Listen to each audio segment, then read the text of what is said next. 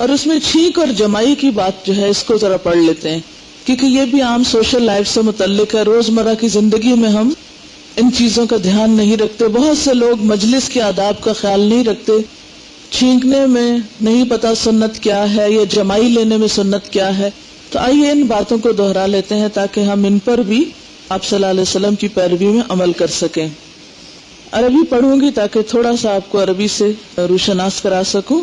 رسول اللہ صلی اللہ علیہ وسلم کا فرمان ہے، ان اللہ یحب العطاس، بے شک اللہ تعالی پسند کرتے ہیں چھینک لینے کو، ویکرہ التثاؤب، اور ناپسند کرتے ہیں جمائی لینے کو. یعنی اگر کسی شخص کو چھینک آتی ہے تو اس چھینک کا لینا اس شخص کے لیے بھی باعث رحمت ہے اور اللہ تعالیٰ کے نزدیک کوئی ناپسندیدہ کام نہیں. اور ویسے بھی چھینک کو روکنا بھی نہیں چاہیے اور روک سکتا بھی نہیں بعض اوقات. لیکن جمائی جو ہے وہ ناپسندیدہ ہے، اس کو کنٹرول بھی کیا جا سکتا ہے. فَإِذَا عَطَسَ أَحَدُكُمْ، پھر جب تم میں سے کوئی چھینکے یا کسی کو چھینک آئے، وَحَمِدَ اللَّهَ، اور وہ اللہ کی حمد بیان کرے، یعنی الحمدللہ کہے، ان حقا علی کل مسلم، تو بے شک حق ہے ہر مسلمان پر، سمعہ، جس نے اس الحمدللہ کو سنا، چھینک کو نہیں، الحمدللہ کو جس نے بھی سن لیا چھینکنے کے بعد، ان یقول لہ یرحمک اللہ، کہ جواب میں اس سے کہے یرحمک اللہ، کہ اللہ تم پر رحم کرے. فاما التثاؤب، تو جہاں تک جمائی لینے کا تعلق ہے، فانما هو من الشیطان، تو بے شک یہ شیطان کی طرف سے ہے. فاذا تثاءب احدکم، پھر جب تم میں سے کسی کو جمائی آئے، فلیردہ ما استطاع، تو جتنی اس میں طاقت ہے اس کو روکے، رد کرے. فان احدکم، کیونکہ تم میں سے کوئی ایک، اذا تثاءب، جب جمائی لیتا ہے، ضحک منہ الشیطان، شیطان اس پہ ہنستا ہے کہ یہ شخص اب میرے زیر اثر ہے. یعنی انسان جمائی لینے کی حالت میں ایک مضحکہ خیز شکل ہو جاتی ہے نا، ایک غیر پسندیدہ سی شکل ہو جاتی.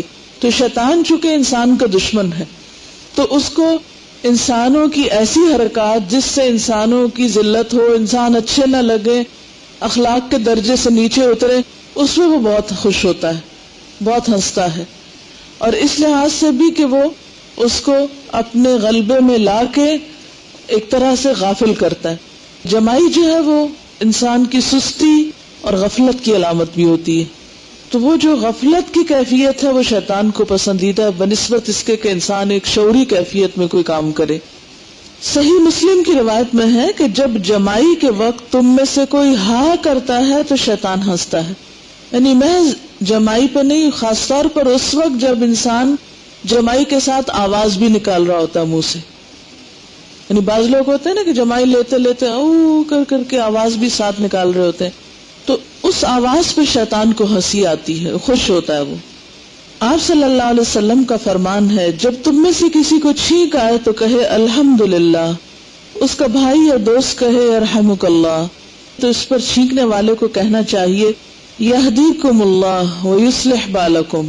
یہ شاید نیا لفظ ہو آپ کے لیے، یعنی جو آپ کے لیے یرحمک اللہ کہے اس پر آپ اسے مزید دعا دیں یہدیکم اللہ ویصلح بالکم، کہ اللہ تجھے ہدایت دے اور تمہارا حال درست کر دے.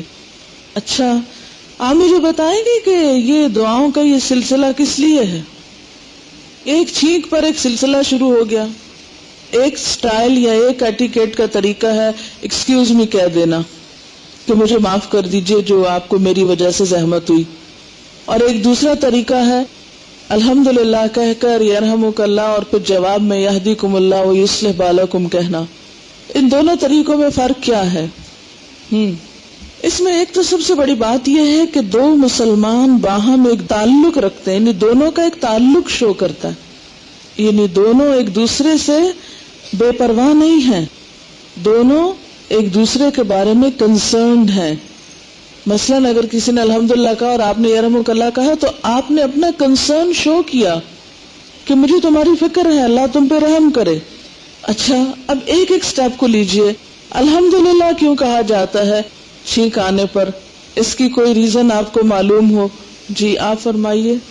یہ ایک وجہ بتا رہی ہے کہ میڈیکلی جب انسان کے ناک میں فاسد مادے جمع ہوتے ہیں اس سے اریٹیشن ہوتی ہے تو وہ سنیزنگ کا باعث بنتی ہے. جب سنیز کرتا ہے انسان تو اس میں سے کچھ ایسی چیزیں جسم سے باہر آ جاتی ہیں تو اس پر وہ کہتا ہے الحمدللہ کہ مجھے ایک اذیت سے نجات ملی. اس میں آپ دیکھیے الحمدللہ کہنے کی ایک وجہ یہ بھی کہ جب ہم چھینک رہے ہوتے ہیں تو ہارٹ بیٹ سکپ کرتی ہے, ٹھیک ہے نا, یعنی ایک لمحے کے لیے وہ دل کام کرنا روک دیتا ہے نا. تو اب جب کام کرتا ہوا دل رکنے کے بعد دوبارہ شروع کرتا ہے کام تو اس پر بھی ہم کیا کہتے ہیں الحمدللہ. جیسے صبح اٹھتے ہوئے ہم کہتے ہیں الحمدللہ الذی احیانا بعد ما اماتنا والیہ النشور. پھر یہ ہے کہ جو سامنے والا ہے وہ یرحمک اللہ کیوں کہتا ہے, اس کے پیچھے بھی بنیادی طور پر یہی وجہ ہوتی ہے کہ اللہ تم پہ رحم کرے اور تمہیں صحت دے, کیونکہ چھینکنا جہاں صحت کی علامت ہے وہاں زیادہ چھینکنا جو ہے وہ بیماری کا پیش خیمہ بھی ہے. عموماً جب زکام ہوتا ہے شروع تو اس کی علامت یا سمٹم کیا ہوتی ہے؟ چھینکنے سے انسان کو وہ شروع ہوتا ہے. تو ایک دو پر تو یرحمک اللہ کہا گیا کہ یہیں پر یہ سلسلہ سٹاپ ہو جائے, اس سے آگے بیماری نہ بڑھے. اور دوسرا یہ ہے کہ پھر ایک زندگی نئی تمہیں ملی ہے چھینکنے کے بعد تو اللہ تم پر رحم کرے اور تمہاری اس چھینک کو تمہارے لیے زندگی کا سبب بنائے, صحت کا سبب بنائے, نہ کہ اذیت کا سبب بنائے. اچھا, پھر اس کے بعد جواب آتا ہے یہدیکم اللہ. یہ کیا ہے؟ دراصل احسان مندی کا جواب, شکریہ, شکر گزاری کہ اللہ تمہیں ہدایت دے اور تمہاری ہر معاملے میں رہنمائی کرے. وَيُصْلِحْ بَالَكُمْ, اور تمہارا حال بھی درست کر دے. یعنی تمہاری زندگی میں جہاں کہیں کوئی پریشانی ہے یا کہیں کوئی تمہاری تکلیف ہے تو اللہ تعالیٰ اس کو بھی دور کر دے. اب آپ دیکھیں محض ایک چھینک پر جو کمیونیکیشن ہو رہی ہے دو طرفہ, چاہے شوہر بیوی بیٹھے ہیں, چاہے بہن بھائی یا فیملی بیٹھی ہے, یا آپ کسی آفس میں یا کلاس میں کام کر رہے ہیں, کہیں پر بھی جب آپ اکٹھے بیٹھے ہیں تو آپ ایک دوسرے سے لا تعلق نہیں ہیں, آپ کا باہم ایک تعلق ہے محبت کا. اس سے بونڈ مضبوط ہوتے ہیں آپس کے تعلقات کے, اور تعلق زیادہ ڈیولپ ہوتا ہے, ایک دوسرے کی خیر خواہی کا حق ادا ہوتا ہے. جیسے آتا ہے نا کہ الدین النصیحہ, دین جو ہے وہ سراسر خیر خواہی ہے. تو خیر خواہی کو شو کہاں کریں گے؟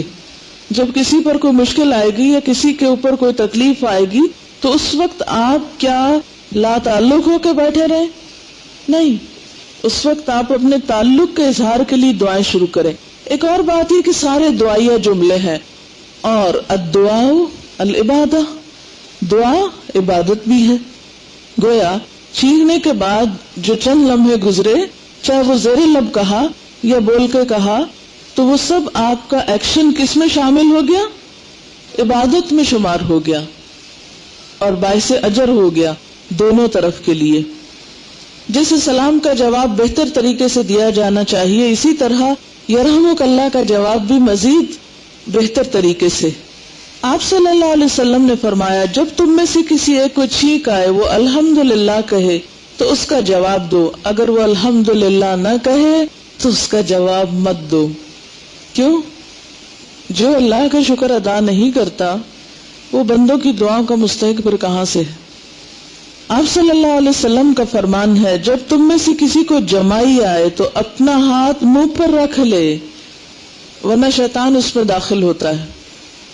ٹھیک ہے نا, تو منہ پہ ہاتھ رکھنا چاہیے. اب کیسے داخل ہوتا ہے یہ تو ہمیں نہیں معلوم, مگر چونکہ اللہ کے رسول صلی اللہ علیہ وسلم نے بتایا اور صحیح حدیث میں آیا, اس لیے ہمارا اس پر ایمان ہے کہ ایسا ہی ہوتا ہوگا.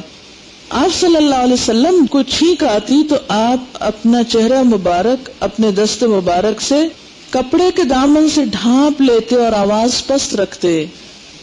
یعنی آپ چھینکتے وقت ایسے منہ کھول کے نہیں چھینکتے تھے کہ چھینٹے سب پہ چلے جائیں. اس کے برعکس آپ کیا کرتے تھے کہ چھینک آتی تھی تو فوراً اپنے منہ پر کپڑا کر لیتے تھے, کوئی رومال ہو یا جو بھی کپڑا میسر ہو. آج کے دور میں تو خیر ٹیشو پیپرز ہیں, جو بھی کچھ, اگر ٹیشو ہے تو ٹھیک, اگر نہیں تو کیونکہ اتنی مہلت ضرور مل جاتی ہے انسان کو کہ اتنی دیر میں انسان کوئی نہ کوئی چیز سامنے لے آئے. کیونکہ بہرحال اس سے غلاظت تو نکلتی ہے نا چھینک کے ساتھ، تو وہ اڑ کر دوسروں پر نہیں جانی چاہیے. ہمیں دوسروں کے لیے اذیت کا سبب نہیں بننا چاہیے. کیا کرنا چاہیے؟ کپڑے کو آگے کر لینا چاہیے.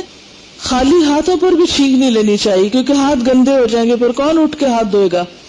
ٹھیک ہے. لیکن اگر کپڑا نہیں ہے، مثلاً آپ دوپٹے کے بغیر بیٹھے ہوئے ہیں اور لانگ ڈریس پہنا ہوا ہے، تو اتنے میں اب آپ کہاں سے کپڑا اٹھائیں گے؟ جیسے رات کو سونے کے لیے آپ لمبا لباس پہنتے ہیں، نائٹی وغیرہ پہنے ہوئے ہیں، تو ایسی صورت میں پھر یہ ہے کہ ہاتھ پر ہی لے لیں، مگر منہ کھول کے کبھی بھی نہیں چھینکیں. یہ بد اخلاقی اور بد تہذیبی ہے.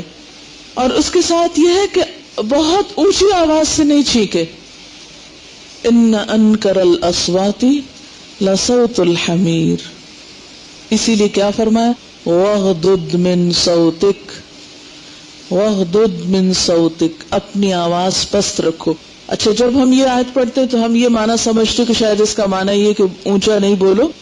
اس میں تمام آوازیں مراد ہیں، چاہے کھانسی کی ہے، چاہے چھینک کی ہے، چاہے چلنے کی ہے، چاہے ہچکی کی ہے، چاہے ڈکار کی ہے، چاہے کوئی بھی ہے. انسانی جسم سے جتنی بھی آوازیں نکلتی ہیں، کھانا کھانے کی ہے، ٹھیک ہے، ان سب آوازوں کو کنٹرول میں رکھنا چاہیے، یا دھیما رکھنا چاہیے، پست رکھنا چاہیے. اب آپ دیکھیں، اگر انسان صرف اپنی آوازوں پر ہی چیک رکھے، کون کون سی ہو گئی؟ ہنسنے کی، رونے کی، چھینکنے کی، کھانسنے کی، چلنے کی، ہچکی وغیرہ کی، جمائی کی، یہ ساری آوازیں اگر انسان پست رکھے تو دوسروں کو کتنی اریٹیشن سے بچائے گا. یعنی ماحول میں ایک سکون اور ایک امن آ جائے گا. کیونکہ بعض لوگ کھانا کھاتے ہیں تو بہت منہ کھول کے چپ چپ کر کے، پانی پیئیں گے تو اس میں سے بھی آواز نکل ہوگی غٹ غٹ کر کے، پھر اسی طرح ہنسیں گے تو وہ بھی اتنا کہکا لگا کے. نبی صلی اللہ علیہ وسلم کی ہنسی میں بہت آواز نہیں ہوتی تھی، زیادہ مسکراتے تھے. پھر اسی طرح رونے میں بھی بین کرنا منع کیا گیا اور اونچی آواز نکالنا منع کیا گیا. نبی صلی اللہ علیہ وسلم جب روتے تھے تو آپ کے آنسو ٹپکتے تھے، آواز نہیں نکلتی تھی. آپ نماز میں بھی جب روتے تھے تو اس طرح آپ کے سینے سے آواز آتی تھی جیسے کوئی ہنڈیا ابل رہی ہو، لیکن وہ سارا دکھ اور غم اندر ہی اندر اس طرح ہوتا تھا کہ اس کو چیخ چلا کے دوسروں کے لیے پریشانی کا سبب نہیں کرتے. اب آپ دیکھیں نا کہ اگر آپ بچوں کی طرح رونا شروع کر دیں اور اونچا اونچا رونا شروع کر دیں تو کیا ہوگا؟ نتیجہ کیا ہوگا؟ آپ دوسروں کو پریشان کریں گے نا. رونا بذات خود ایک پریشان کن کام ہے، اور اس میں اگر آوازیں بھی شامل ہو جائیں، چیخنا چلانا بھی شامل ہو جائے، تو آپ خود سوچیں کہ پھر دوسروں کے لیے کتنی اذیت اور تکلیف کا سبب ہوگا. تو وَغْضُضْ مِنْ صَوْتِكَ، وَغْضُضْ مِنْ صَوْتِكَ، اپنی آواز کو پست رکھو، اس کو دھیما رکھو، آہستہ رکھو. تو آپ صلی اللہ علیہ وسلم اپنی چھینک میں آواز پست رکھتے اور اپنا کپڑا آگے رکھ لیتے. اب آپ دیکھیں کہ کتنا ضروری ہے کہ نبوی اخلاق سیکھا جائے. کیا اس سے بڑھ کر کوئی ایٹیکیٹس آپ کو سکھا سکتا ہے جتنے دین نے سکھائے؟ جو مینرز ہمارا دین ہمیں دے رہا ہے کہیں اور سے ہمیں مل بھی نہیں سکتے، لیکن چونکہ ہم نے دین پڑھا ہی نہیں صحیح طرح، یا اس کو ریلیٹ نہیں کیا لائف سے، اپنی عملی زندگی سے اس کو کوئی جوڑا ہی نہیں، لہذا دین الگ کتابوں میں اور ہم اپنی الگ چال چل رہے ہیں بحیثیت مسلمان کے. آپ صلی اللہ علیہ وسلم کا فرمان ہے، چھینک والے کا جواب 3 مرتبہ دو. اگر زیادہ چھینکتا ہے تو مرضی ہے، جواب دو یا نہ دو. اس میں بھی ایک لمٹ رکھ لی. کیوں؟ کیونکہ بعض لوگوں کو ایک بیماری ہوتی ہے اور جب چھینک شروع ہوتی ہے تو بہت دیر تک چھینکتے رہتے ہیں. اب اس میں دوسروں کو تکلیف سے پھر بچایا گیا کہ اب کتنی دیر تک تم اسی کی طرف توجہ رکھو گے. 3 دفعہ دعا دینے کے بعد پھر تم اپنا کام کرو، اس کے بعد پھر بھی تمہاری مرضی ہے، پھر بھی چوائس رکھی گئی. اگر زیادہ جواب دینا چاہو تو دے سکتے ہو، اور اگر نہ دینا چاہو تو پھر تم نہ بھی دو. سیدنا نافع سے روایت ہے کہ ایک آدمی سیدنا ابن عمر کے پہلو میں بیٹھا تھا، اس کو چھینک آئی اور کہا الحمدللہ والسلام علی رسول اللہ صلی اللہ علیہ وسلم. سیدنا ابن عمر نے کہا میں بھی کہتا ہوں الحمدللہ والسلام علی رسول اللہ، مگر رسول اللہ صلی اللہ علیہ وسلم نے ہمیں اس طرح نہیں سکھایا، یعنی چھینک کا جواب اس طرح نہیں سکھایا.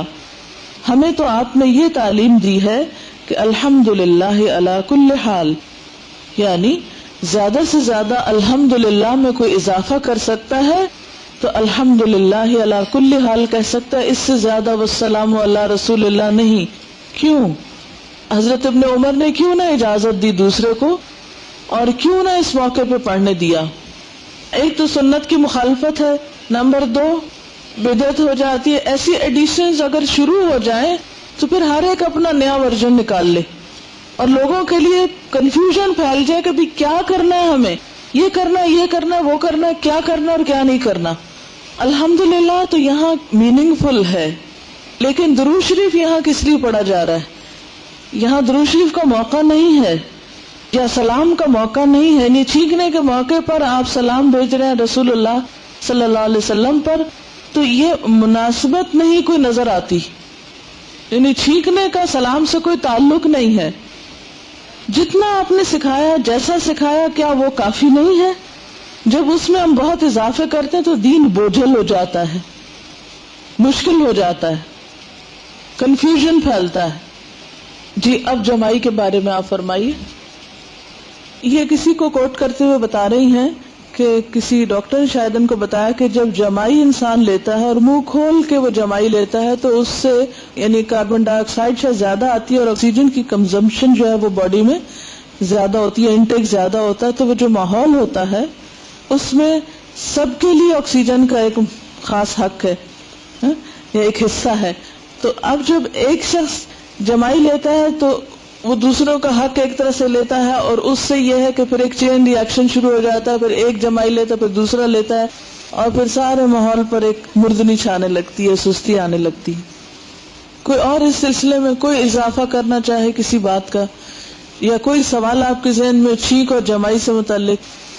بہت اچھی بات کی انہوں نے کہ حضرت عبداللہ بن عمر نے جب دوسرے کو ٹوکا کہ ایسا نہیں کرو تو ایک دم اس کے پیچھے نہیں پڑ گئی تم غلط کہہ رہے ہو. یہ غلط نہیں تھا، اس کا جملہ مناسبت نہیں تھی. تو کہنے لگے کہ یہ تو میں بھی کہتا ہوں، یہ جملہ تو درست ہے، لیکن آپ صلی اللہ علیہ وسلم نے ہمیں اس موقع پر یہ تعلیم دی ہے. تو ہمیں اس سے بہت بڑا سبق ملتا ہے کسی کی غلطی کی اصلاح کا، کہ جب آپ کہیں کسی کو درست کرنے لگے تو پہلے جو کچھ اس نے کہا ہے اگر وہ بالذات یا فی الذات ٹھیک ہے. بالذات کا کیا مطلب ہے کہ اٹ سیلف یا اپنی ذات کے اندر وہ چیز درست ہے، اس میں غلطی کوئی نہیں. مثلا مجھ سے کئی لوگ ایک سوال کرتے ہیں، اور سوال کیا ہوتا ہے، کیا درود نوری اور پتہ نہیں کون کون سے درود یہ پڑھنا درست ہے؟ میں ان سے یہ نہیں کہتی کہ درست نہیں ہے.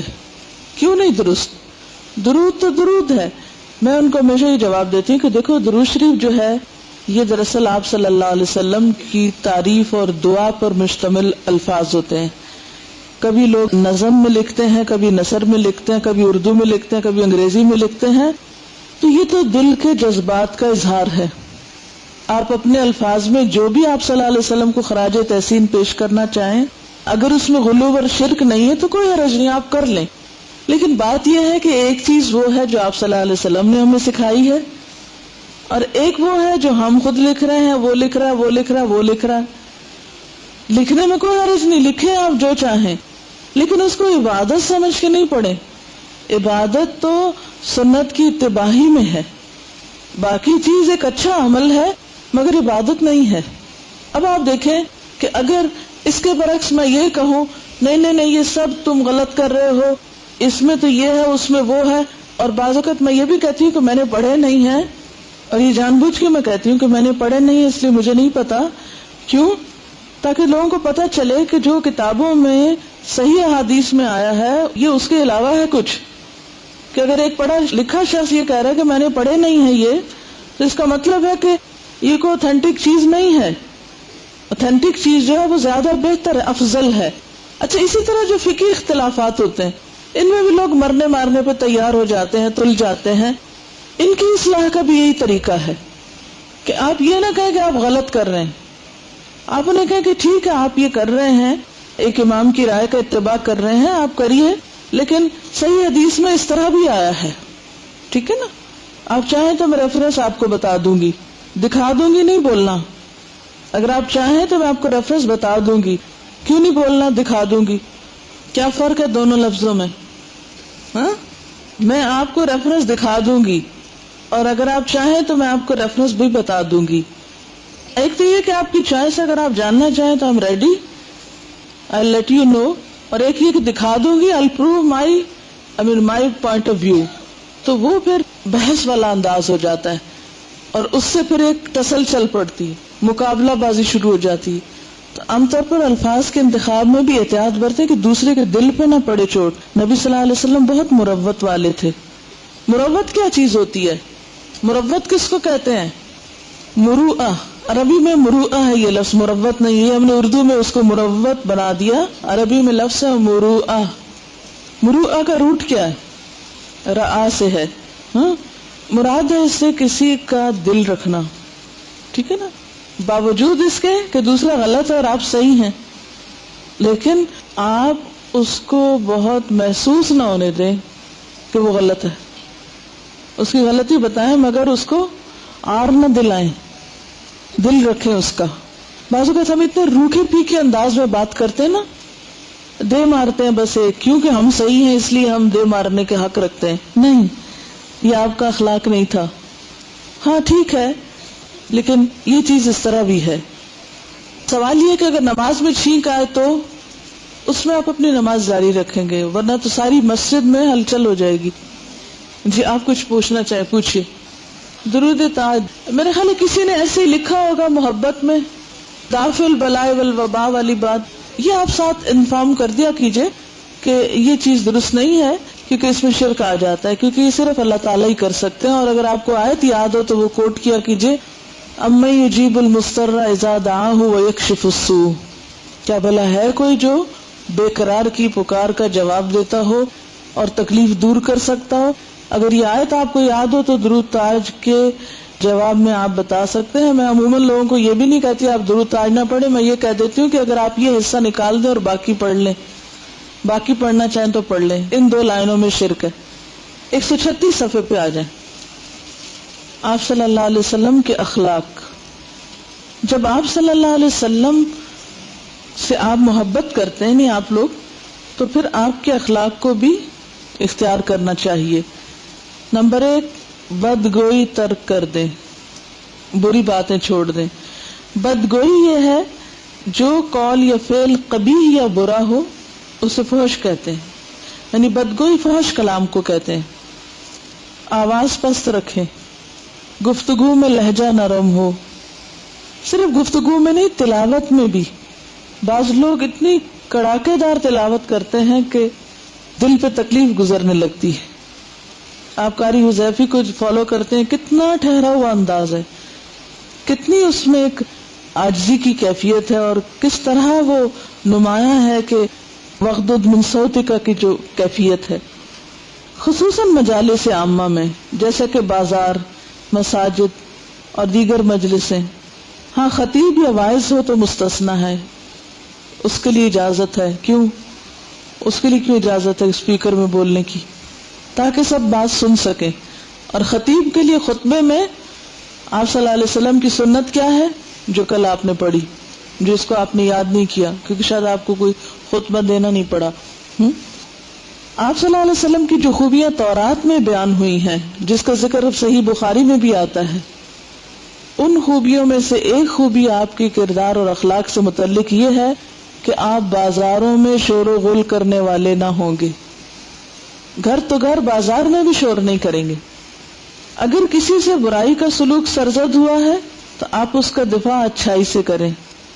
وہ اس طرح کے برائی کا ارتکاب کرنے والے سے درگزر کریں، اس سے مواخذہ نہ کریں، صرف نظر کر دیں، اگنور کر دیں، کہ سزا نہ دیں اور نہ ترک کلام کریں.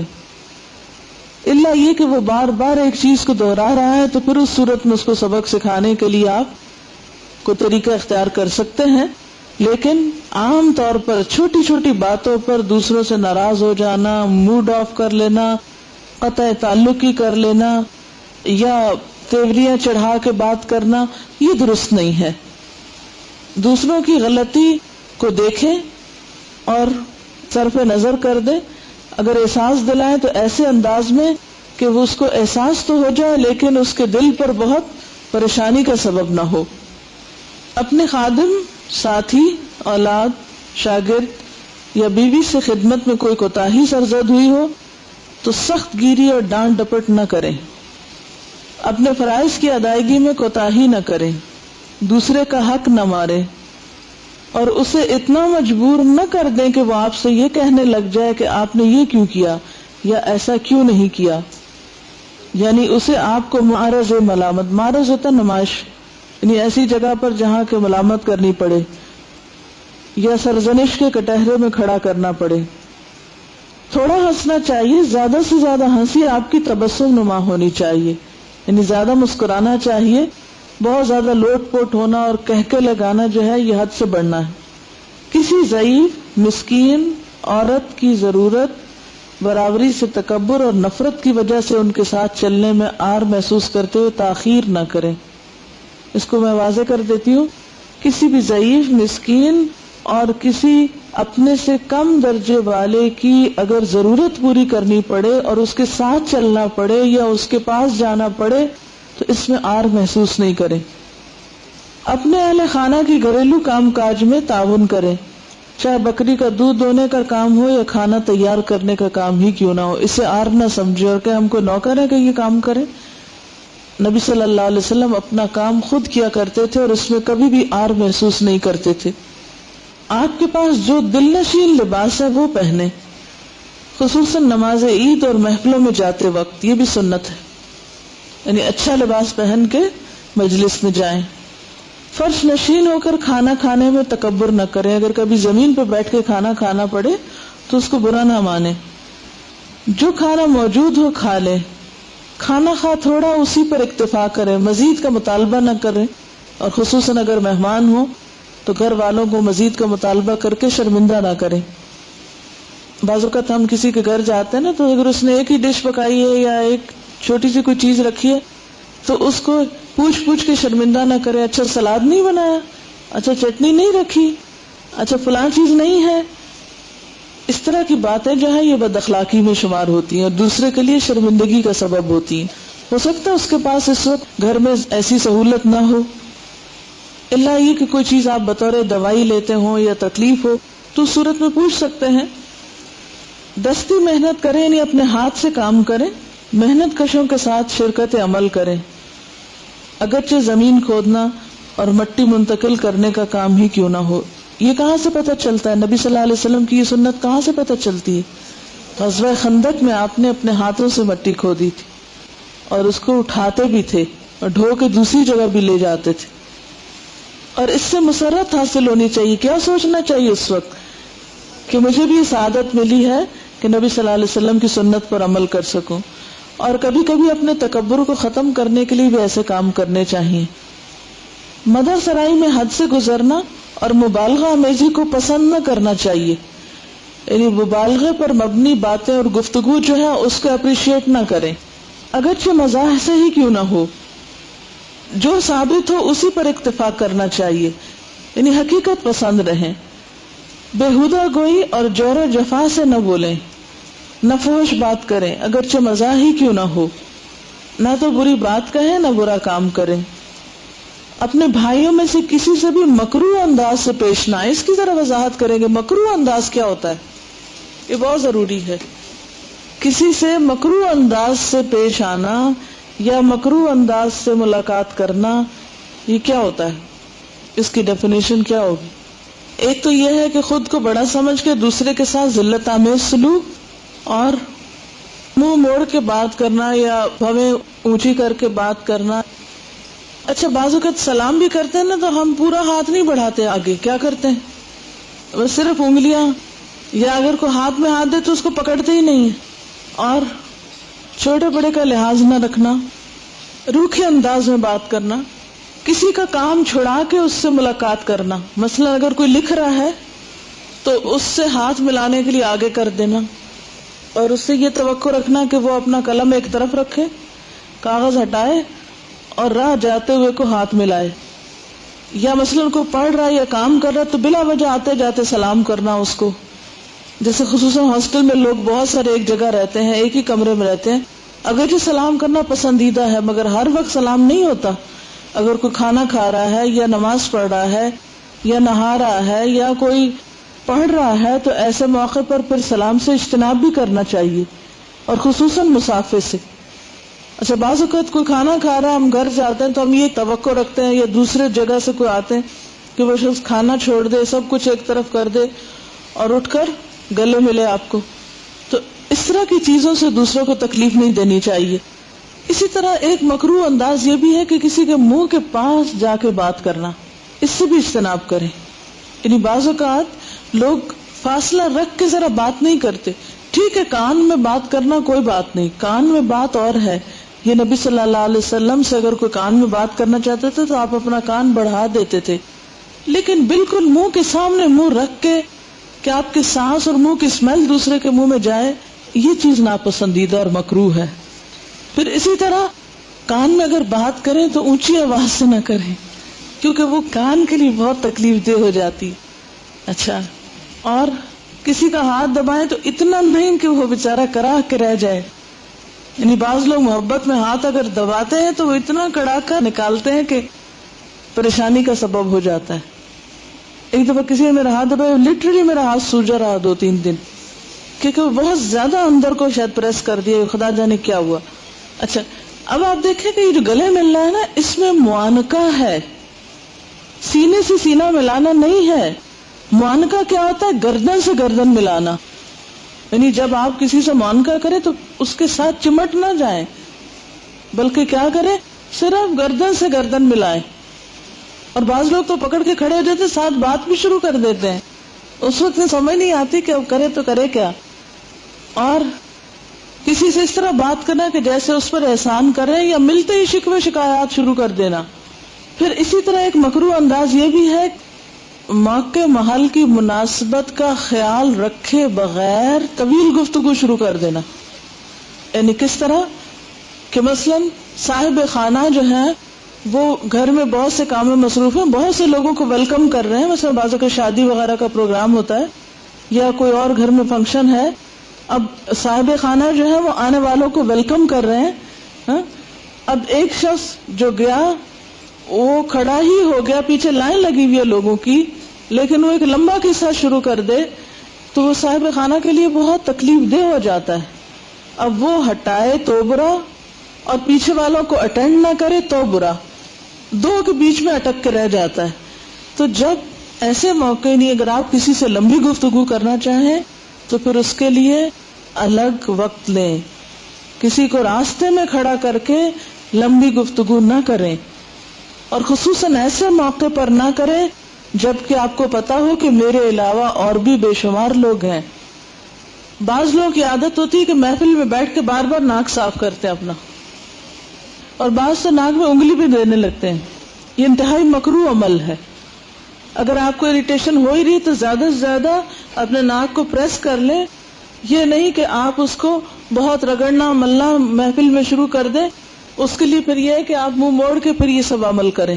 اور اگر آپ کو ناک صاف ہی کرنا ہے، بعض لوگوں کی تو عادت ہوتی ہے ہر دوسرے جملے میں ناک کے اوپر انگلی رکھ رہے ہوتے، یعنی دیکھنا ناقابل برداشت ہو جاتا. ہر دو باتیں کریں گے اور ناک پکڑیں گے اپنا. جس طرح عادت ہو جاتی ہے نا لوگوں کو ایک جملہ بار بار بولنے کی، اسی طرح بعض اوقات کیا عادت ہو جاتی ہے؟ بلا ضرورت ناک صاف کرتے رہنا. اسی طرح منہ میں تھوک رکھ کے باتیں کرنا، اور یا پان کھا رہے ہیں یا کچھ اور اس کی پیک اڑانا، یہ بھی انتہائی مکروہ فعل ہے. ملتے ہی تان و تشنیع کی بچھاڑ کر دینا. بعض اوقات ایسا بھی ہوتا ہے کہ آپ کو کسی کے گھر جانے کا اتفاق ہوتا ہے اور دیر بعد آپ کو جانے کا اتفاق، کوئی وجہ ہوتی ہے کہ آپ جلدی نہیں جا سکتے، تو دروازے پر ہی کھڑے ہو کے اچھا فرصت مل گئی پھر آنے کی، آج آپ کو ایسے ایسے تانے والے لفظ بولنا کہ جس سے آنے والا ساری خوشی اس کی وہیں ختم ہو کے رہ جائے. کسی سے ملاقات کرتے وقت اس کو گور گور کے دیکھنا، اور یہ دیکھنا کیا پہنا ہوا ہے، کہاں کیا کمی بیشی ہے، اس طرح کی چیزوں سے بھی پرہیز کرنا چاہیے. بعض خواتین چھوٹے بچوں کو پیار کرتے وقت اتنی زور کی کس کرتے ہیں کہ وہ سارا منہ گیلا کر دیتے ہیں اور ایسے تھوکے سی لگ جاتی ہیں. اس عمل سے بھی پرہیز کرنا چاہیے. یعنی کس کرنے کا مطلب یہ نہیں کہ آپ کسی کے گال کے اوپر لپسٹک لگا دیں یا چپکا دیں کچھ نہیں. یعنی وہ تو صرف ایک سمبل، ایک ایکشن ہے. آپ صرف اپنے ہونٹوں کو تھوڑا سا اکٹھا کر کے آپ کسی کے قریب ہو کے اگر اس سے محبت کا اظہار کر دیتے ہیں تو کافی ہے. 2 دن پہلے مجھے ایک چھوٹی سی بہت پیاری بچی کو دیکھنے کا اتفاق ہوا تو میں دیکھا اس کے چہرے پہ کئی جگہ ریڈ سپاٹس تھے. میں نے کہا اس کو کیا ہوا؟ کہتے سچ بتائیں یہ کوئی چھوڑتا نہیں اس کو، سارے اس کو اٹھا کے منہ سے پیار کرتے ہیں اور اس وجہ سے بچی کا حال ہی ہو گیا. بعض اوقات ہم بچوں کے منہ پہ انگلیاں پھیر پھیر کے پھیرتے ہیں. اب آپ دیکھیں ہمارے منہ پہ کوئی انگلیاں پھیرنا شروع کر دے کس کا تو گھبراہٹ ہو. یعنی محض اپنی خوشی کی خاطر، محض اپنے جذبات کی تسکین کی خاطر، محض اپنا دل ٹھنڈا کرنے کے لیے دوسرے کو مصیبت میں گرفتار کر دیتے، اس پہ تباہ آزمائی شروع کر دیتے ہیں. تو یہ تمام چیزیں دوسروں کو اذیت دیتی ہیں اور نبی صلی اللہ علیہ وسلم کے اخلاق میں یہ چیزیں شامل نہیں. یہ سب اخلاق کا حصہ ہے. یہ سب کو جو میں نے ابھی آپ کو بتایا ان سب حرکتوں سے اخلاق بنتا ہے. خلق کی جمع ہے نا اخلاق، عادات. یہ سب چیزیں عادات میں ہوتی ہیں اور جب ہماری یہ غلط عادات پختہ ہو جاتی ہیں تو پھر ہم باز نہیں آتے، ہمیں پتہ ہی نہیں چلتا ہم کیا کر رہے ہیں. اس سے پھر بعض اوقات لوگوں کے درمیان تعلقات بھی خراب ہو جاتے ہیں. لوگ آپ کو دیکھ کے گھبرا اٹھتے ہیں، اچھا وہ پھر فلاں شخص آ گیا، اب اس سے مصافحہ کرنا پڑے گا تو معلوم نہیں کیا ہوگا. یا ٹیلی فون آ گیا تو اس میں گھبراہٹ شروع ہو جاتی ہے، کبھی 2-4 تانوں کے بغیر فون بند نہیں ہوگا. یعنی ہم غیر شعوری طور پر اپنے آپ کو ہر چیز میں حق بجانب سمجھتے ہوئے دوسروں پر تنقید کرنا، شکوے کرنا، دوسروں کو ذلیل کرنا یہ اپنا فرض سمجھتے ہیں. اور بعض اوقات ہم اس خوش فہمی میں کرتے ہیں کہ ہمیں آپ سے بڑی محبت ہے اور ہم یہ سب محبت کے اظہار کے طور پہ کر رہے ہیں. اس وقت اور زیادہ تکلیف دہ ہو جاتا ہے جب کوئی شخص اس کو اظہار محبت کی علامت سمجھ لے ان ساری بد اخلاقیوں کو. بعض اوقات ہم مچل اٹھتے ہیں کسی اچھے خیال سے، ہمارے دل میں کوئی اچھا خیال آتا ہے، گدگدی ہونے لگتی ہے. اب ہمارا کیا دل چاہتا ہے دوسرا اپنا سارا کام چھوڑ دے اور بالکل بچوں کی طرح بہیو کرتے، جیسے بچے ماں کے ساتھ کرتے ہیں نا، وہ تو بچے ہیں، ان کا تو حق ہے. اگرچہ بچوں کو بھی تھوڑی ضبط نفس یا سیلف کنٹرول کی تربیت دینی چاہیے کہ یہ نہیں کہ جس وقت دل میں جو بات ہے بس آپ بولنا شروع کر دیں، اس کے لیے آپ مچلنا شروع کر دیں. بعض لوگ ہر بات پہ بچوں کی طرح مچلنے لگتے. کوئی خیال آ گیا فوراً فون کر دیا دوسرے کو، چاہے کوئی سو رہا ہو اس کو جگا دیا، کوئی کھا رہا ہو اس کو کہا کھانا چھوڑ کے بات سنو کیونکہ ہمارا اب یہ جو بہت خوبصورت آئیڈیا یہ کہیں ہم سے چلا نہ جائے. یعنی صبر نہیں کرتے ہم ایسے مواقع پر. تو ایسے میں بعضوں کا جیسے ہاسٹل میں بچیاں رہتی ہیں تو اب اس میں اپنے دل میں کوئی بات آ گئی دوسرے کے، پہلے تم پڑھنا چھوڑو میری بات سنو پھر اس کے بعد اگلی بات پڑھنا، پہلے مجھے اٹینڈ کرو. یہ بہت بچگانہ حرکات ہے. اگر آپ کے ذہن میں کوئی سوال آ ہی رہا ہے تو آپ اپنی ایک نوٹ بک بنائیں، فوراً بات اس میں لکھ لیں. میں ہمیشہ اپنے ساتھ ایک چھوٹی سی رکھتی ہوں کاپی یا کچھ، یا بازو کا ٹیپ ریکارڈر، اگر ایسا سفر بہت طویل ہو کہ جہاں لکھنا مشکل ہو کہ جس میں فوراً بٹن دبایا اور جو کہنا ہے وہ بول کے اس میں بھر دیا. یعنی کوئی اچھا آئیڈیا آیا، کوئی آپ نے کسی کو کوئی میسج دینا ہے، کچھ بھی ایسی چیز، اور پھر جب آپ اپنی منزل پہ پہنچے تو وہاں پر آپ اس کو ریوائنڈ کر کے اپنے پوائنٹس بنا لیں. یا یہ ہے کہ چھوٹی سی ایک نوٹ بک بیگ کے ایسے خانے میں جو ایک اشارے سے نکل آئے باہر، اور بہتر تو یہ کہ اس کے اندر بھی پین ہو، اگر وہ رکھنے کی جگہ نہ تو پین ساتھ ہی ہو، تاکہ ذرا پین دینا ذرا پین دینا. دوسروں کے بیگ کھلوا دیے، اپنی تکلیف نہ کی، یا اپنی چیز ڈھنگ کی جگہ پہ نہ رکھی. چیز جگہ پر بھی نہیں رکھتے ہم بعض اوقات، تو ہمیشہ دوسروں کو پریشان کرتے ہیں، اس کا کام چھڑا کے اپنا کرنا چاہتے ہیں. تو اگر ایک چھوٹی سی نوٹ بک آپ ایسی رکھیں کہ جس پر آپ جو خیال آپ کے دل میں آ رہا ہے آپ لکھتے چلے جائیں، اور جب آپ پلاننگ کرنے کے لیے بیٹھے تو اپنی اس نوٹ بک کو نکال کے ضروری نوٹس جہاں جہاں کرنے ہیں، کسی کو فون کرنا ہے یا کچھ بھی کرنا ہے، پھر اس وقت آپ بیٹھ کے کریں. تو زندگی گزارنے کا ایک سلیقہ سیکھے، ورنہ محض آیات قرآنی کا حفظ ہو جانا یا یہ کہ بہت سی تفسیر کا رٹ لینا یا بہت علامہ بن جانا اور بد اخلاقی کا ثبوت دینا، اس کا کوئی فائدہ نہیں. نبی صلی اللہ علیہ وسلم کی سیرت کے بارے میں آپ نے پڑھا تھا کہ کبھی آپ سے ناگوار بو نہیں آتی تھی، بلکہ اس کے برعکس خوشبو آتی تھی، کہیں سے آپ گزرتے تو پتا چلتا تھا کہ آپ گزرے ہیں. خوشبو کبھی واپس نہیں کی تھی، خوشبو کا باقاعدہ استعمال کرتے تھے، اپنی ہائیجین کا خیال رکھتے تھے، اپنے جسم کے اندرونی بالوں کی صفائی کا خیال رکھتے تھے کہ جس سے دوسروں کو تکلیف نہ ہو. اس سے بھی دوسروں کو بے حد اذیت ہوتی ہے، اور خصوصاً ازدواجی تعلقات میں بھی یہ چیز بڑی خرابی کا سبب بنتی ہے جب خصوصاً خواتین اپنی جو جسمانی نظافت ہے اس کا خیال نہیں رکھتی. بعض اوقات انسان کسی ایسی پبلک گیدرنگ میں بیٹھا ہوتا ہے تو لوگ سیاسی گفتگو کرنا شروع کر دیتے ہیں، اور پھر ہم سے چاہتے ہیں کہ ہم بھی اپنا تبصرہ کریں اور اپنا اوپینین ضرور دیں یا مشورہ ضرور دیں ان کو یا اظہار خیال کریں. وہ اصل میں چاہتے تو اپنی سیٹسفیکشن ہے کہ جو کچھ ان کے اندر ابل رہا ہے اس میں دوسرے بھی متفق ہیں کہ نہیں ہے. آپ صلی اللہ علیہ وسلم غیر ضروری گفتگو نہیں کرتے تھے، اس میں تھوڑا سا خود کو کنٹرول رکھنا چاہیے کہ میرا اس بارے میں علم نہیں. ہر چیز پر تبصرہ کرنا کوئی ہم پر فرض نہیں ہے. دین وہ نہیں جو آپ کے سینے میں ہے، دین وہ نہیں جو کتاب میں ہے، دین وہ ہے جو آپ کے معاملات میں ہے. حدیث پاک ہے الدین والمعاملہ، دین معاملہ کرنے کا نام ہے کہ جب آپ کسی کے ساتھ لین دین کرتے ہیں، کوئی تعلق قائم کرتے ہیں تو اس میں آپ کیا کر رہے ہیں. بعض اوقات کسی ایک موضوع پہ بات ہو رہی ہوتی ہے، ہم کچھ اور سوچ رہے ہوتے ہیں اور ہم پھر بالکل ایک بے ربط بات شروع کر دیتے ہیں. گفتگو میں سلامتی اور شیرینی کلام کو لازم پکڑیں، مذاق کثرت سے نہ کریں. یہ بھی ایک بڑی اہم بات ہے. ہم بعض اوقات یہ ضروری سمجھتے ہیں کہ ہر دوسری بات مزاح کے انداز میں ہی ہو. اچھا پھر وہ ایکسٹریم رویے ہوتے ہیں، یا بے پناہ مزاح یا بے پناہ سنجیدگی. ایک دم 100 وولٹ روشن ہو گیا اور ایک دم لائٹ آف ہو گئی. یہ افراط و تفریط جو رویوں میں ہوتی ہے یہ دوسروں کے لیے بہت اذیت کا سبب ہوتی ہے. نہیں پتا ابھی آپ اتنے خوش کیوں تھے، نہیں پتا اب آپ اتنے سنجیدہ کیوں ہو گئے. یعنی دوسروں کو آپ حیرت میں ہی ڈالے رکھتے ہیں. انسانوں اور حیوانوں پر ترس کھاؤ، اللہ تعالیٰ تم پر ابر رحمت برسائے گا. کنجوسی کے قریب نہ جائیں، یہ اللہ تعالیٰ اور لوگوں کے نزدیک بہت مکروہ چیز ہے. یعنی بد اخلاقی میں کنجوسی بھی آتی ہے. جلدی سو جائیے تاکہ عبادت، جد و جہد اور عمل پہم کے لیے بیدار ہو جاؤ. مردوں کے لیے ہے یہ، مسجد میں نماز با جماعت سے پیچھے مت رہیے. غصہ اور اس کے نتائج سے بچو، جب غصہ غالب ہو تو شیطان مردود سے اللہ کی پناہ مانگو. خاموشی اختیار کرو، زیادہ گفتگو نہ کرو کیونکہ یہ محفوظ ہو رہی ہے، یعنی ریکارڈ ہو رہا ہے سب کچھ.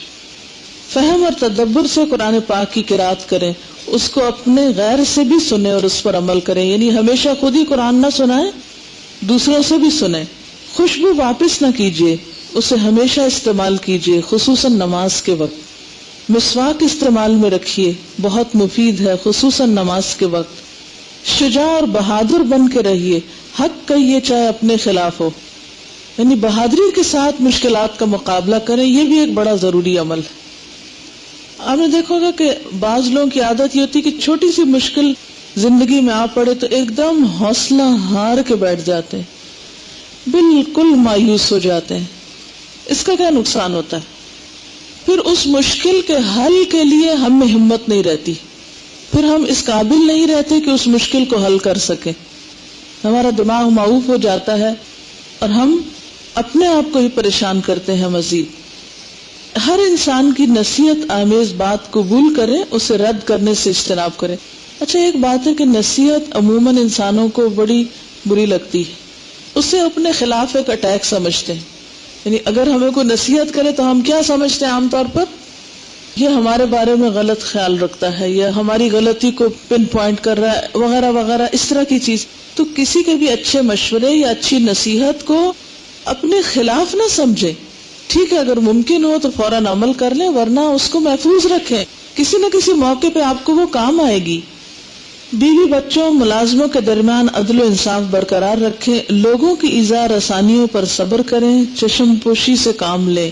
یعنی اگر کسی کی طرف سے کوئی تکلیف پہنچے تو بہت حال دعائی نہ مچا دیں، اس سے تعلقات بہت پر خراب ہونے لگتے ہیں. یعنی اوور ری ایکٹ نہ کریں. مثلا کسی کی طرف سے تکلیف پہنچنے پر اوور ری ایکٹ کرنے کی مثال، مثلا کسی نے آپ کو پش کر دیا، وہ بیچارہ خود پیچھے سے دھکا کھا رہا تھا، کیا کریں گے آپ؟ اگر کسی کا دھکا پڑ گیا آپ کے پاؤں پہ کسی کا پاؤں آ گیا، بے دھیانی میں کسی کی کونی چبھ گئی، آپ کو کسی کا ہاتھ لگ گیا، کسی کا دوپٹہ آپ کی آنکھ میں چبھ گیا، کوئی آپ کی کنگھی کر رہا تھا، کھچ گئے بال آپ کے. یہ چھوٹی چھوٹی اذیت رسانیاں ہوتی ہیں نا جو ہمیں دوسروں کی طرف سے پہنچتی ہیں، ان پر کیا کرنا چاہیے؟ کوئی بات نہیں، اور واقعی کوئی بات نہ ہو. یہ نہیں کہ دل میں رکھ لے، اوپر سے کہہ دیا کوئی بات نہیں اور دل میں اس کی گرہ لگا کے رکھ لی. الا یہ کہ کسی کو واقعی ادب سکھانا مقصود ہو. نبی صلی اللہ علیہ وسلم نے مختلف مقامات پر مختلف طریقے اختیار کیے ہیں. مثلا جو لوگ جنگ تبوک میں پیچھے رہ گئے تھے، ابھی آپ انشاءاللہ پڑھیں گے، تو ان کے ساتھ آپ نے کیا معاملہ کیا تھا؟ 50 دن تک ان سے بائیکاٹ رکھا تھا. یعنی آپ نے سخت معاملہ بھی کیا ہے اور نرم بھی کیا ہے. تو یہ حکمت سے متعلق ہے کہ کہاں کسی سے درگزر کرنا ہے اور کہاں کسی کو سزا دینی ہے. اور پھر یہ کہ اپنے برابر والوں کو سزا دینے کی کوشش نہ کریں. یہ صرف والدین یا استاد کا حق ہوتا ہے، یا کسی رہنما اور مربی کا حق ہوتا ہے کہ وہ دوسرے کو ڈسپلن سکھائے. ہر شخص کو ڈسپلن سکھانا مت شروع کر دیں، اور خصوصاً اپنی سے بڑی عمر کے لوگوں کو. جو اپنے لیے پسند کرے وہی دوسروں کے لیے کرے. آتے جاتے ملاقات کے وقت اور بازاروں میں السلام علیکم کثرت سے ہو. سلام کے لیے ان الفاظ کی پابندی کرنی چاہیے جو سنت میں ہیں. السلام علیکم ورحمۃ اللہ وبرکاتہ، صباح الخیر، مساء الخیر. یہ مساح کا ہا نہیں ہے، حمزہ ہونا چاہیے، یہاں مساء ہوتا ہے. اہلاً و مرحباً ان کا مقابلہ نہیں کر سکتے. ہاں یہ الفاظ السلام علیکم کے بعد کہہ سکتے ہیں. اپنا وجود اور لباس صاف ستھرا رکھیں. زردی یا سرخی کے ذریعے اپنے سفید بالوں کو تبدیل کریں. رسول اللہ صلی اللہ علیہ وسلم کے حکم کی فرما برداری کرتے ہوئے سیاہی سے بچیں. پیچھے گزر چکا ہے سیاہی کا باب، ٹھیک ہے. یعنی مہندی لگا سکتے ہیں، ریڈش شیڈ میں کلر کر سکتے ہیں، لیکن بالکل بلیک کلر کا خضاب نہ لگائیں. رسول اللہ صلی اللہ علیہ وسلم کی سنتوں کو زینت گلو بنا لیں تاکہ آپ صلی اللہ علیہ وسلم کے اس فرمان میں داخل ہو جائیں کہ تمہارے بعد صبر آزمائی کا دور آنے والا ہے. جو اس میں تمہارے والے طریقوں کو اپنائے گا اسے تم جیسے 50 آدمیوں کا اجر ملے گا. یعنی اس دور میں سنتوں پر عمل ایک گناہ نہیں، 50 لوگوں کے عمل کے برابر اجر ہے، کیونکہ مشکل دور ہے نا. کہنے لگے اے اللہ کے نبی صلی اللہ علیہ وسلم، ان میں سے فرمایا نہیں، تم میں سے 50 آدمیوں کا اجر، یعنی ان کے اپنے 50 کا اجر یا صحابہ جیسے 50 کا اجر؟ فرمایا صحابہ جیسے 50 کا اجر. یعنی سنتوں پر عمل کرنا اگرچہ مشکل ہے لیکن بہت زیادہ باعث اجر ہے. اصل میں یہ چیپٹر اس لیے بھی میں نے پڑھا ہے کہ بعض اوقات ہم یہ تو کہتے رہتے ہیں اخلاق اچھا ہونا چاہیے، لیکن یہ نہیں پتا ہوتا کہ اس میں کرنا کیا چاہیے، ہے نا. میں انشاءاللہ کوشش کروں گی کہ ان باتوں کو سادہ انداز میں آسان زبان کے ساتھ لکھ کر یاد دہانی کے لیے آپ کو فراہم کروں. اللہ کرے کہ میں یہ کام کر سکوں. صرف آپ کو زبانی لیکچرز دے کے ہوا میں بات اڑا دینا کافی نہیں، بلکہ کچھ چیزیں یاد دہانی یا یادداشت کے لیے، ریمائنڈر کے لیے آپ کے پاس تحریری شکل میں بھی ہونی چاہیے تاکہ بعد کی زندگی میں بھی کام آتی رہے. ٹھیک ہے، اگر کوئی سوال آپ کے ذہن میں تو آپ کر سکتے ہیں. جی آپ فرمائیے. میں نے بہت اچھا کمپیریزن کیا کہ اس کتاب کو پڑھ کر ان کو یہ محسوس ہوا کہ ایک عام شخص کی محبت اور نبی صلی اللہ علیہ وسلم کی محبت میں فرق کیا ہے. ایک عام شخص کی محبت میں عموماً ہم غلط کام کر جاتے ہیں، ہے نا ایسا، لیکن اللہ کے رسول صلی اللہ علیہ وسلم کی محبت میں ہر کام جو ان کی پیروی میں ہوگا وہ صحیح ترین ہوگا.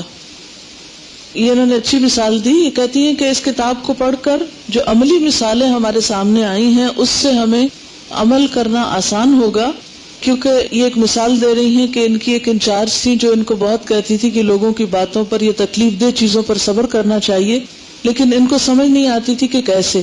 تو ایک دن وہ انچارج کھڑی تھی تو اسٹوڈنٹس گزر رہے تھے، تو ایک لڑکی نے گزرتے ہوئے دھکا دیا، وہ تو انہوں نے پیچھے مڑ کر دیکھا اور پھر اپنا کام شروع کر دیا. اس کو کچھ نہیں کہا. اتنے میں ایک اور لڑکی گزری، اس نے بھی.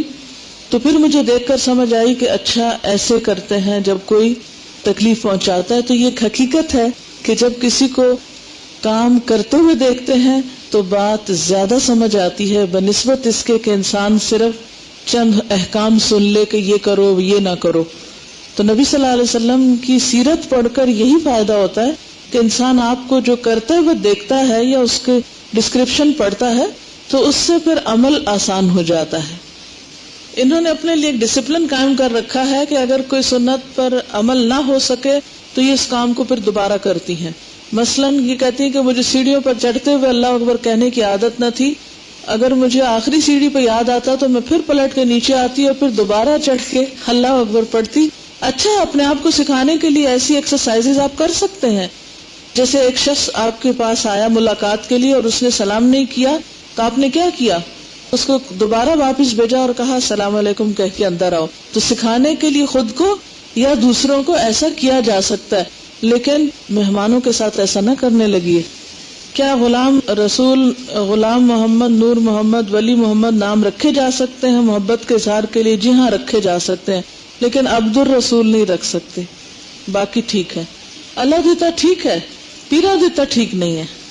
محبت سب سکھا دے گی. ابھی نہ آشنا ہو تم، ہو اپنے آپ ہی میں گم.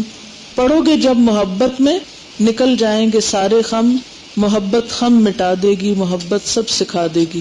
جی ہاں، یہ کسی نے اس سے پہلے سوال لکھا ہوا تھا کہ میں نے 20 پارے پڑھ لی، ابھی تک میں سمجھتی ہوں میرے عمل میں تبدیلی نہیں آئی، تو اس کے لیے میں کیا کروں، پریشان ہوتی ہوں. تو اس کا جواب اس شعر میں ہے جو ابھی آپ نے سنا ہے کہ جب صحیح محبت آئے گی تو سارے غم نکل جائیں گے. چھینکنے کے بعد ایک دعا بتائی جاتی ہے، الحمدللہ علی کل حال آمنت بربکم فاسمعون. اس کی وجہ یہ بتائی جاتی ہے کہ قبر میں جب 2 فرشتے حساب لینے آئیں گے اور ایسی شکل میں آئیں گے کہ انسان خوف کے مارے چھینکے گا. میرا نہیں خیال کہ خوف سے چھینک آتی ہے، اور جس کو یہ عادت ہوگی دعا پڑھنے کی وہ وہاں بھی یہی دعا پڑھے گا اور فرشتے چلے جائیں گے. یہ من گڑت بات لگتی ہے، اس کا کوئی حقیقت سے تعلق نہیں. ہچکی کو کیسے روکا جائے؟ کیا ایسا کرنا ٹھیک ہے یا غلط؟ روک سکتے ہیں، مجھے نہیں معلوم کہ کس طرح روکا جا سکتا ہے، لیکن اگر کسی اور کو کوئی ٹپ آتی ہو تو بتا سکتا ہے تاکہ سب کے لیے صدقہ جاری ہو. اس کے لیے پانی پینے سے یہ کہتے ہیں تھوڑی دیر سانس روک لیں، اور کشمش کھانے سے ختم ہو جاتی ہے، ٹھیک ہے. اور تھوڑی دیر سانس روکیے، تھوڑا سا نمک لے لیجئے، کہتی ہیں یا حیو یا قیوم کئی دفعہ پڑھیں تو ٹھیک ہو جاتی ہے. درود پڑھ لیجئے، 10 رحمتیں آئیں گی انشاءاللہ. ہمارے خاندان میں ایک شخص تھے جنہوں نے ایک دفعہ جمائی لی تو انہوں نے اتنا منہ کھول دیا کہ ان کے جبڑے اتر گئے. ہنستے نہیں ہیں ایسی بات پر، کسی کی تکلیف پر نہیں ہنستے. اللہ تعالی ہم کو معاف کرے، اس لیے کہ کسی کی تکلیف پر ہنسنا ناپسندیدہ ہے اور یہ اخلاق کے منافی ہے. تو بہرحال ان کو ڈاکٹر کے پاس لانا پڑا، اور انہوں نے پھر کیونکہ یہاں سے جوڑ ہل گیا ہوگا یا کچھ ڈسمینٹل ہو گیا ہوگا. کیا ربیع الاول کے دن حضور کے نام قرآن پڑھوایا جا سکتا ہے؟ کسی کے نام قرآن پڑھوانے کی تو کوئی سنت موجود نہیں ہے. اور دوسرا یہ کہ نبی صلی اللہ علیہ وسلم کا ذکر تو آپ کو ہر روز کرنا ہوتا ہے، ہر نماز میں. نماز کے علاوہ درود شریف دن میں جتنی دفعہ پڑھیے. یہ صرف ربیع الاول کے لیے خاص نہیں ہے، سارے سال کے لیے ہے. استاذہ، جب آپ نے پہلا لیکچر پبلک کے سامنے دیا تو کیا فیلنگ تھی؟ پلیز بتا دیں تاکہ ہماری رہنمائی ہو جائے. مجھے یاد ہے کہ میں نے چھوٹی سی گیدرنگ میں میرے والد نے ایک چھوٹا سا لکھ کر دیا تھا، لوگوں کے درمیان صلح کرا دو، فَأَصْلِحُوا ذَاتَ بَيْنِكُمْ. تو میرے خیال ہے میں کلاس 4 میں تھی، اور اس پہ انہوں نے مجھے پیج پر لکھ دیا تھا اور میں نے جا کر پڑھ دیا تھا. اب مجھے یاد نہیں کیا فیلنگ تھی، غلط بیانی کیسے کروں.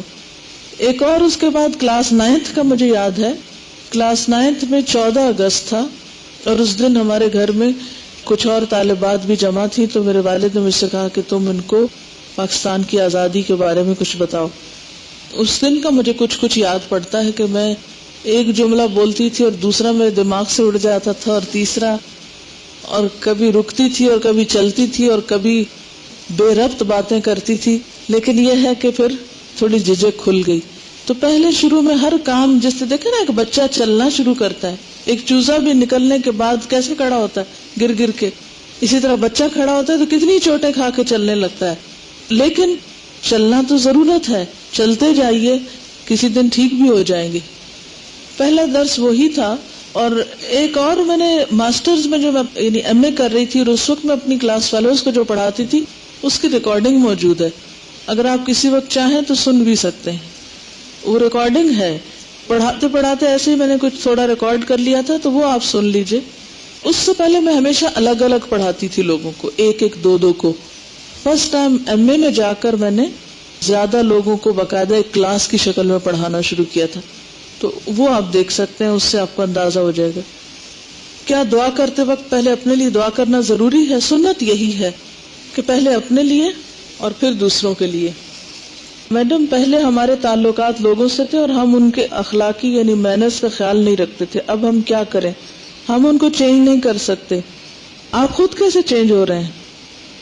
لوگوں سے زیادہ توقعات بھی نہ رکھا کریں کہ جو آپ کو پتہ چل چکا ہے وہ ان کو غائبانہ طور پہ ہی کہیں سے پتہ چل جائے گا، اور جو آپ اتنی دیر میں سیکھ کے کر رہے ہیں وہ بغیر سیکھے ہی کر رہے ہیں. یہ توقع کسی سے نہ رکھیے. تھوڑا تھوڑا کر کے بتاتے جائیے، شیئر کریں غیر محسوس طریقے سے. آج کل کے دور میں اسکول، کالجز، یونیورسٹیز میں مردوں عورتوں کو مل کے کام کرنا پڑتا ہے. انہیں معاملات اور گفتگو میں کیا بیلنس رویہ ہونا چاہیے سنت کے مطابق، ہوش گوئی سے ہٹ کر، جبکہ اسلام میں مردوں اور عورتوں کی دوستی جائز نہیں. دوستی تو کسی صورت نہیں ہو سکتی، لیکن یہ ہے کہ آپ نہ تو بد اخلاقی برتیں اور نہ ہی اتنی کنسرن اور کیئر شو کریں کہ دوسرا شخص غلط فہمی کا شکار ہو جائے. بس نارمل معروف طریقے سے بات کریں. معروف طریقے میں کیا ہے کہ جس پر نہ دوسرا غلط فہمی میں مبتلا ہو، نہ اس میں بد اخلاقی ہو، اور نہ ہی کسی قسم کا کوئی اس کو آگے بڑھنے کا موقع ہو. اور معروف وہ گفتگو ہوتی ہے کہ جو آپ کہیں بھی کر سکتے ہیں اور اس کے کرنے پر آپ کو کوئی ندامت یا پشیمانی نہیں ہوتی. ٹھیک ہے، جسے قرآن میں بتا دیا گیا نا، قلنا قولا معروفا. بہت زیادہ ہنسی مذاق اور بہت زیادہ پرسنل گفتگو اور لطیفے اور دوسرے کی توجہ لینے کے لیے حرکتیں غلط کرنا، یہ سب چیپ باتیں ہیں. اجازت چاہتی ہوں. سبحانک اللہم و بحمدک، نشہد ان لا الہ الا انت، نستغفرک و نتوب الیک. والسلام علیکم ورحمۃ اللہ وبرکاتہ.